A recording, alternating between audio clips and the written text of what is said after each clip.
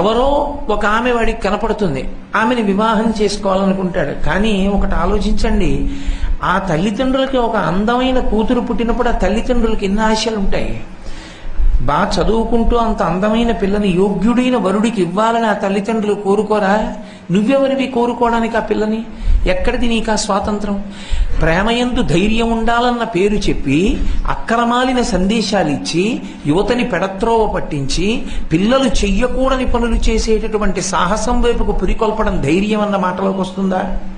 దాన్ని ధృతి అనొచ్చా? అనకూడదు. అందుకే శాస్త్రవిహితమైనటువంటి కర్మ ఏది ఉంటుందో ఆ కర్మ చెయ్యడంలో ఉండేటటువంటి పట్టుదలకి మాత్రమే ధృతి అని పేరు. అందులో ఇవాళ ఉన్నటువంటి ప్రపంచంలో ఎక్కడ ఏ మాట వాడకూడదో ఆ మాటనే వాడడం ప్రారంభమైపోయి. నేను అలా అన్నాను కాబట్టి ఒక మాట మీతో మనవి చేస్తాను. కామము వేరు, ప్రేమ వేరు. ప్రేమ అన్న మాట కొంతమందికి మాత్రమే అన్వయం అవుతుంది, అందరికీ అన్వయం అవ్వదు. ప్రేమ అన్నది తనంత తాను ఎవరికి అన్వయం అయిపోతుంది అంటే తల్లికి, తండ్రికి, గురువుకి, ముగ్గురికి అన్వయం అవుతుంది. ఇక నాలుగవ వారికి అన్వయం అవ్వదు. ప్రయత్నపూర్వకంగా అనుబంధం ఏర్పడితే, అందుకే స్నేహ అంటారు. స్నేహ అంటే అంటుకుని ఉండుట అని. ఏదో అంత నిష్కామంగా అంటుకుని ఉంటే ప్రేమ ఏర్పడితే వేరు. ప్రేమ తనంత తాను ఉండేది ఎవరికి అంటే తల్లి, తండ్రి, గురువు ముగ్గురికే ఉంటుంది. తల్లి బిడ్డన్ని కడుపులో మోసి వికారం పొంది మరణ సదృశమైన ఖేదాన్ని అనుభవించి బిడ్డని ప్రసవిస్తుంది.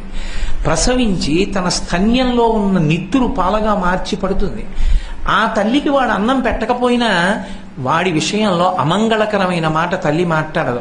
పోన్లెద్దరు నాకు అన్నం పెట్టకపోయినా వాడు 10 కాలాలు ఆరోగ్యంగా ఉంటే చాలు, అలా అనకండమ్మా వాడిని తొందరపడి అంటుంది. ఎందుకమ్మా అలాంటి పిల్లాడు ఉంటే ఎంత ఊడిపోతే ఎంత అన్నారనుకోండి, తల్లి దగ్గరికి వెళ్ళి అంత మాట అనకండమ్మా, నా ప్రారంభం, వాడు నాకు అన్నం పెట్టకపోతే ఏం, వాడు 10 కాలాలు అలా ఉండాలంటుంది తప్ప వాడు ఊడిపోవాలన్న మాటని తల్లి అంగీకరించదు. అది ప్రేమ. తండ్రి తనకున్నదంతా అమ్మేసి కొడుకుని చదివిస్తాడు. ఆ కొడుకు ఏ అమెరికాయో వెళ్ళి చాలా గొప్ప వృద్ధిలోకి వచ్చి 4 కార్లు కొనుక్కున్నానని అక్కడి నుంచి ఉత్తరం రాస్తాడు. పాపం ఈయన అన్నీ అమ్మేసి ఒరే నేను పెంకుటింట్లో ఉంటున్నానరా అని చెప్తే కొడుకు డబ్బు పంపించేస్తాడేమోనని చెప్పకుండా పెంకుటింట్లో ఉన్నవాడు ఉత్తరీయం వేసుకుని ఎదిరింటికి వెళ్ళి ఆ ఉత్తరం చూపించి సంతోషిస్తాడు. తను కారు కొనుక్కున్నాడా? తను సంతోషంగా ఉన్నాడా? కొడుకు వృద్ధిలోకి వస్తే తండ్రి పొంగిపోతాడు. నాకు ఇది కావాలని తండ్రి అడగడు. అందుకే తండ్రిది ప్రేమ. గురువు సముద్రంలా ఉప్పగా ఉండేటటువంటి గహనమైన శాస్త్రాన్నంతటినీ కష్టపడి తాను చదువుతాడు. పరిశోధించి ఎంతో కష్టపడి చదివి తేలిక మాటలతో అర్థమయ్యేటట్టుగా కిందకి దిగి వచ్చి శిష్యుడికి ప్రబోధం చేస్తాడు. ఆ శిష్యుడు శాస్త్రాన్ని పరిశోధించి చాలా గొప్పవాడై తనకన్నా గొప్పగా మాట్లాడుతుంటే కన్నుల నీరు పెట్టుకు మురిసిపోతాడు. నా శిష్యుడు ఎంతవాడయ్యాడో అంటే. అంతేకాని పుత్రాది చేత్ పరాజయం, కొడుకు చేతిలో శిష్యుడి చేతిలో ఓడిపోవాలని కోరుకుంటాడు గురువు తప్ప నా శిష్యుడు అంతవాడైపోయాడేమిటి అండవు. నా శిష్యుడు ఎంతవాడైపోయాడో అని పొంగిపోతాడు. ఒక్కొక్కసారి నాకు కన్నుల నీళ్లు వస్తుంటాయి.